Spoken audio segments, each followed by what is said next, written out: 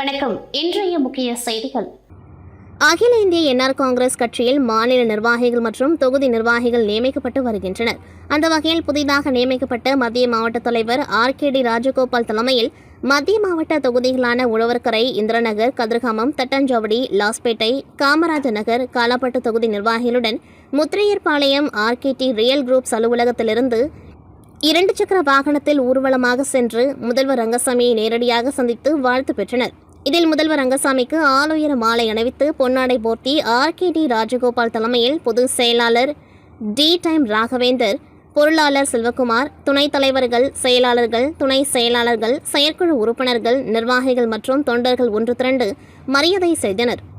தொடர்ந்து நிர்வாகிகள் அனைவருக்கும் முதல்வர் ரங்கசாமி என்ஆர் காங்கிரஸ் கட்சியின் துண்டை அணிவித்து வாழ்த்து தெரிவித்தார். மேலும் மாநில செயலாளர் NSJ ஜெயபால், அரசு கொறடா AKD ஆறுமுகம், சட்டமன்ற உறுப்பினர் KSP ரமேஷ் ஆகியோரை சந்தித்து வாழ்த்து பெற்றனர். இந்நிகழ்ச்சியில் என்ஆர் காங்கிரஸ் மாநில செயலாளர் டாக்டர் ஜவஹர் மற்றும் நிர்வாகிகள் NR ராஜா, ஜெரோம், பிரபாகர், கண்ணன், வாசு, சேவியர், சக்திவேல், முருகன், உத்தரவேல், ராஜா, விக்ரம், அந்துவான், மணி, சுரேஷ், கனகராஜ், பிரதீப் உட்பட கட்சி நிர்வாகிகள் ஏராளமானோர் கலந்து கொண்டார்கள். ஊசுடு தொகுதிக்குட்பட்ட கூடப்பாக்கம் பகுதியில் உள்ள பெருமாள் கோவில் தெருவிற்கு ரூபாய் 46 லட்சம் மதிப்பீட்டில் சிமெண்ட் கான்கிரீட் சாலை அமைப்பதற்கு மற்றும் முத்துக்குமரன் நகருக்கு ரூபாய் 13 லட்சம் மதிப்பீட்டில் WPM சாலை அமைப்பதற்கும் தொகுதியின் சட்டமன்ற உறுப்பினரும் ஆதிதிராவிட நலத்துறை அமைச்சருமான AK சாய்ஜி சரவணகுமார் அவர்களின் முயற்சியில் வில்லையனூர் கொம்யூன் பஞ்சாயத்து மூலம் அரசாணை பெற்று இன்று பணிக்கான பூமி பூஜை நிகழ்ச்சி நடைபெற்றது. இதில் அமைச்சர் தலைமை தாங்கி பூஜை செய்து பணியினை துவக்கி வைத்தார். இந்நிகழ்ச்சியில் இளநிலை பொறியாளர் பிரதீப்குமார், பாஜக ஊசுடு தொகுதி ஒருங்கிணைப்பாளர் சாய் தியாகராஜன், முன்னாள் தொகுதி தலைவர் ஐயனார், தொகுதி தலைவர் முத்தாலு முரளி, ஊர் முக்கியஸ்தர்கள் நமோ நாராயணன், பன்னீர்செல்வம், கட்சி நிர்வாகிகள் முரளி முருகன், பாலகிருஷ்ணன், பாலு, குப்புசாமி, மூர்த்தி, ரமேஷ், பழனி, மல்லிகா, பிரசன்னா, ஊசுடு சாலை மற்றும் குடிநீர் பொறுப்பாளர் கருணாகரன் உட்பட பொதுமக்கள் ஏராளமானோர் கலந்து கொண்டார்கள். இப்பணிக்கான பூமி பூஜை நிகழ்ச்சி நடைபெற்ற முன்பு நாள் அமைச்சரின் அறிவுறுத்தலின்படி ஊடகப் பிரிவு மூலம் கூடப்பாக்கத்தில் கடந்த 4 ஆண்டுகளில் நடைபெற்ற மக்கள் வளர்ச்சிப் பணிகளின் விவரங்களை துண்டு பிரச்சுரங்களால் தயார் செய்யப்பட்டு அனைத்து இல்லங்களுக்கும் வெற்றிலை வாழைப்பழம் துண்டு பிரச்சுரம் வழங்கி பொதுமக்களுக்கு அழைப்பு கொடுக்கப்பட்டுள்ளது என்பது குறிப்பிடத்தக்கது. புதுச்சேரியில் நாளுக்கு நாள் சைபர் குற்றங்கள் அதிகரித்து வருகின்றது. சைபர் குற்றவாளிகள் புதுவிதமான மாடல்களில் பல்வேறு குற்ற செயல்களில் ஈடுபட்டு மக்களிடம் ஆசையை தூண்டி பணத்தை பறித்து வருகின்றனர். அப்பொழுது புதுச்சேரி சைபர் காவல் நிலையத்திற்கு வரும் புகாரை ஆராய்ந்து குற்றவாளிகளை கைது செய்து வந்தாலும் மக்களிடையே பல்வேறு விழிப்புணர்வுகள் ஏற்படுத்தினாலும் சைபர் குற்றங்கள் குறைந்தபாடில்லை. இந்நிலையில் புதுச்சேரி கோரிமேட்டில் உள்ள காவலர் பயிற்சி பள்ளியில் புதுச்சேரியில் உள்ள அனைத்து காவல்துறை அதிகாரிகளுக்கான 2 நாட்கள் சைபர் கிரைம் சம்பந்தமான பயிற்சி வகுப்பு துவங்கியது.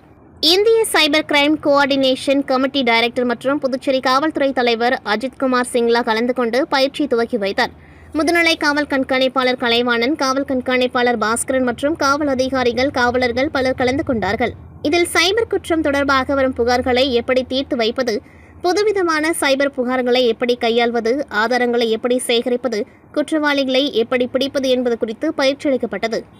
புதுச்சேரி போக்குவரத்து காவல்துறை சார்பில் மாணவர்களுக்கான போக்குவரத்து குறித்து விழிப்புணர்வு நிகழ்ச்சி கதிர்காமம் அரசு பொது மருத்துவமனை கருத்தரங்கு வளாகத்தில் புதுச்சேரி காவல்துறை துணைத் தலைவர் அஜித்குமார் சிங்லா தலைமையில் நடைபெற்றது. இதில் DIG சத்யசுந்தரம், போக்குவரத்து காவல்துறை கிழக்கு வடக்கு SP பிரவீன்குமார் திரிபாதி, NCC பயிற்சி அதிகாரி ஐமன் சமந்தா உள்ளிட்ட அதிகாரிகள் கலந்து கொண்டு போக்குவரத்தின் பொழுது கடைபிடிக்க வேண்டிய வழிமுறைகள் மற்றும் ஹெல்மெட் அணிவதன் அவசியம் மற்றும் போக்குவரத்து விதிமுறைகளை பின்பற்றாமல் அதிவேகமாக செல்வது, ஹெல்மெட் அணிவதை தவிர்ப்பது போன்ற காரணங்களால் ஏற்படும் விபத்துகள், உயிரிழப்புகள் குறித்தும் எடுத்துரைத்தனர். மேலும் போக்குவரத்து விதிமுறைகளை பின்பற்றுவதாக உறுதிமொழி எடுத்துக் கொண்டார்கள்.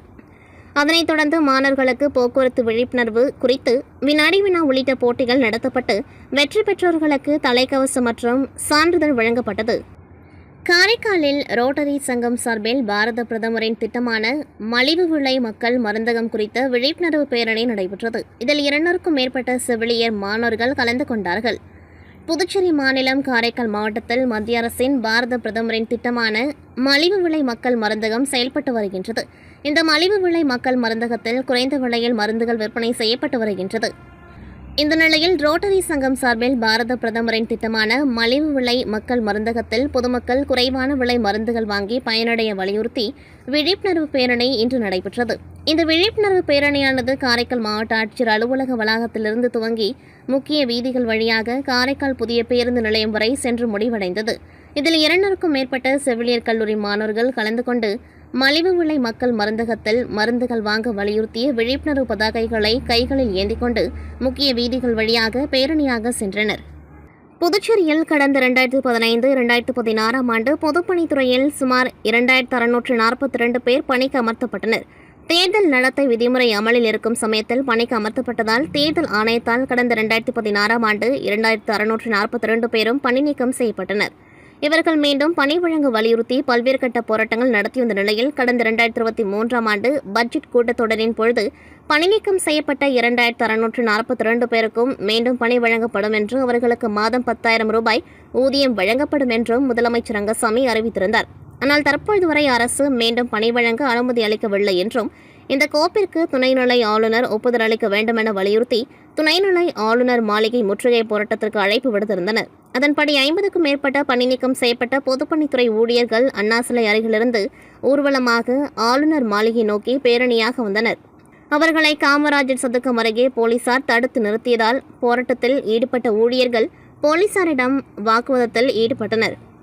தொடர்ந்து திடீரென அண்ணா சாலையில் அமர்ந்து சாலை மறியலில் ஈடுபட்டதால் போலீசார் அவர்களை வலுக்கட்டாயமாக கைது செய்து அழைத்து சென்றனர். இதனால் அங்கு சிறிது நேரம் பரபரப்பு ஏற்பட்டது. புதுச்சேரி சின்ன சுப்பராய பிள்ளை வீதியில் அமைந்துள்ள அங்காள பரமேஸ்வரி ஆலயத்தில் 48வது மயான கொள்ளை திருவிழா ஜீவா நகர் பகுதியில் நடைபெற்றது. இதில் கலந்து கொண்ட பக்தர்களுக்கு காமராஜர் நகர் தொகுதி என்ஆர் காங்கிரஸ் சார்பில் அன்னதானம் வழங்கப்பட்டது.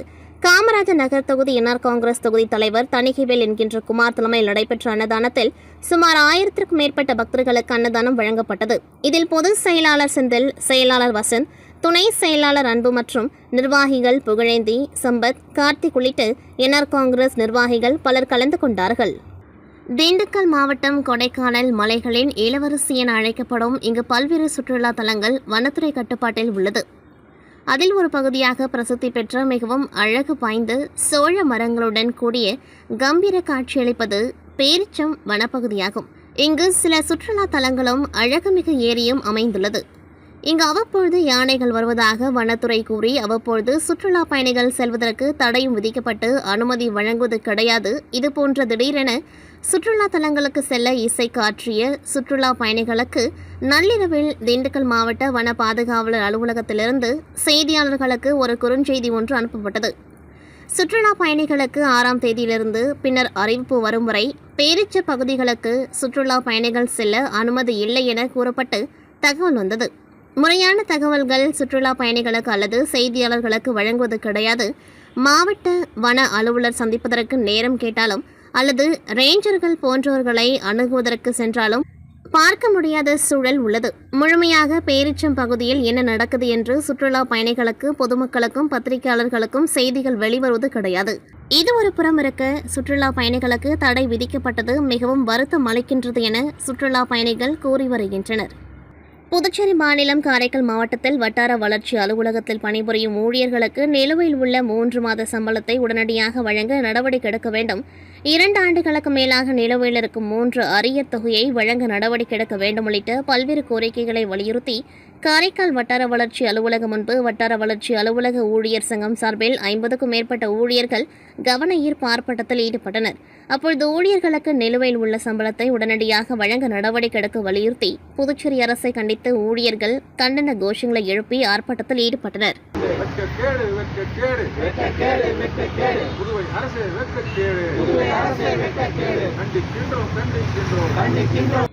புதுச்சேரி மாநிலத்தில் கடந்த சில ஆண்டு காலமாக தனியார் திருமண நிலையங்களில் சுப நிகழ்ச்சிகள் இல்லாத நாட்களில் வட மாநில வியாபாரிகள் பல்வேறு பொருட்களை விற்பனை செய்து வருகின்றனர். இதனால் புதுச்சேரியில் உள்ள வணிகர்கள் பெரிதும் பாதிக்கப்பட்டு வருகின்றனர். இந்நிலையில் புதுச்சேரி புறநகர் பகுதியான அரியங்குப்பம் பகுதியிலும் கடந்த சில காலங்களாக இதுபோன்ற தனியார் திருமண மண்டபங்களை அதன் உரிமையாளர்கள் சுப நிகழ்ச்சிகள் இல்லாத நாட்களில் வட மாநில வியாபாரிகளுக்கு குறைந்த வாடகைக்கு கொடுக்கின்றனர். அவர்கள் வட மாநிலங்களில் இருந்து தரம் குறைந்த பொருட்களை மிக மலிவான விலையில் கொண்டு வந்து விற்பனை செய்கின்றனர். குறிப்பாக காலணிகள், துணி வகைகள், பிளாஸ்டிக் பொருட்கள் மற்றும் வீட்டு உபயோகப் பொருட்கள் உள்ளிட்டவைகளை அதிகமாக விற்பனை செய்கின்றனர். இதனால் அரியங்குப்பம் பகுதியில் ட்ரேடிங் லைசன்ஸ் எடுத்து GST வரி செலுத்தி கடை வாடகை கொடுத்து முறையாக வியாபாரம் செய்து வரும் வியாபாரிகள் கடுமையாக பாதிக்கப்பட்டுள்ளதாக தெரிவித்துள்ளனர். மேலும் வட மாநிலங்களில் இருந்து வியாபாரம் செய்பவர்கள் எந்த ஒரு லைசன்ஸோ அரசுக்கு செலுத்த வேண்டிய வரியோ செலுத்துவது கிடையாது. குறைந்தது 15 நாட்களுக்கு மண்டபங்களை வாடகை கொடுத்து விற்பனையில் ஈடுபட்டு அதிக லாபத்தை ஈட்டி செல்கின்றனர். இதனால் அரியங்குப்பம் பகுதியில் இருக்கும் வியாபாரிகள் வாழ்வாதாரம் கடுமையாக பாதிக்கப்பட்டுள்ளதாக தெரிவித்துள்ளனர். இதுகுறித்து அரியங்குப்பம் அனைத்து வியாபாரிகள் நலசங்கத்தினர் அரியங்குப்பம் கொம்யூன் பஞ்சாயத்து அதிகாரிகளை நேரில் சந்தித்து புகார் மனு கொடுத்துள்ளனர். இதில் மண்டப உரிமையாளர்களுக்கு இதுகுறித்து நோட்டீஸ் வழங்குவதாக அதிகாரிகள் உறுதி கூறியுள்ளனர். கிட்டத்தட்ட இப்போ அந்த பொங்கல் அப்போ போட்டதே இன்னும் அவங்களால மேலும் அப்போ போட்டதே வந்து இந்த ஒரு மாதம் வியாபாரமே இல்லாமல் தான். புதுச்சேரி மீன்துறையில் இடஒதுக்கீட்டை பயன்படுத்தி வழங்கப்பட்ட பதவி உயர்வில் ஆதி திராவிடர் பிரிவை சேர்ந்த ஊழியர்களுக்கு பதவி உயர்வு வழங்காததை கண்டித்து மீன்துறை ஊழியர்கள் தலைமை மீன்துறை அலுவலகத்தில் உள்ளிருப்பு போராட்டத்தில் ஈடுபட்டனர். புதுச்சேரி மீன்துறையில் வயர்மேன் பதவியிலிருந்து உயர் பதவிகள் வழங்கப்பட்டது. இடஒதுக்கீட்டை பயன்படுத்தி வழங்கப்பட்ட பதவி உயர்வில் ஆதி திராவிடர் பிரிவை சேர்ந்த ஊழியர்களில் ஒருவருக்கு கூட பதவி உயர்வு வழங்கப்படவில்லை என கூறி உப்பளத்தில் உள்ள தலைமை மீன்துறை அலுவலகத்தில் 50க்கும் மேற்பட்ட ஊழியர்கள் உள்ளிருப்பு போராட்டத்தில் ஈடுபட்டனர். அப்பொழுது ஆதி திராவிடர் ஊழியர்களுக்கு பதவி உயர்வு வழங்க கோரி கோஷங்களை எழுப்பினர்.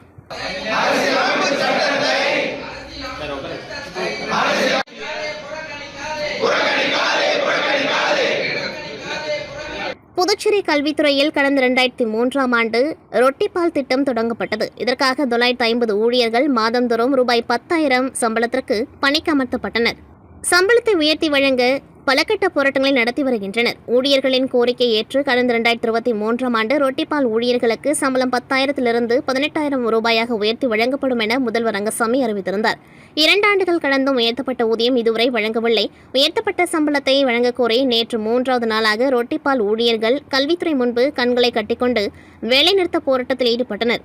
சங்க ஒருங்கிணைப்பாளர் மாறன் தலைமை தாங்கினார். 350க்கும் மேற்பட்ட ரொட்டிப்பால் ஊழியர்கள் பங்கேற்றனர். புதுச்சேரி திலகர் நகரில் வாடகை வீட்டில் வசித்து வருபவர் பழனி. இவரது மனைவி பரமேஸ்வரி. இவர்களது பக்கத்து வீட்டில் வைத்திக்குப்பத்தை சேர்ந்த ரவுடி ஏழுமலை என்கின்ற மணிபாரதி தனது தாயுடன் கடந்த சில மாதத்திற்கு முன்பு கூடி வந்தார்.